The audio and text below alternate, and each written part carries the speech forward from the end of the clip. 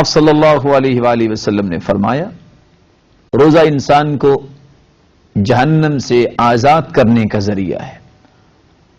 جیسا کہ سیدنا ابو سعید خدری رضی اللہ تعالی عنہ سے روایت ہے،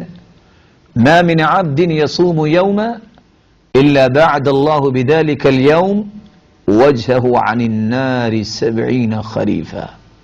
جو شخص اللہ کی راہ میں ایک روزہ رکھ لیتا ہے، مالک الملک قیامت کے دن اس کو جہنم سے 70 سال کی مسافت دور فرما دیں گے۔ اور دوسری روایت میں آتا ہے،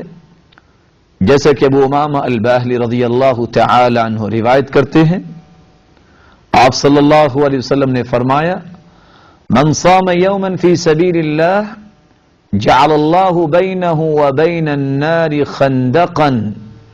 کما بین السماء والارض۔ جو ایک دن کا روزہ رکھتا ہے، مالک الملک اس کے اور جہنم کے درمیان ایک خندق بنائیں گے جس کا فاصلہ زمین و آسمان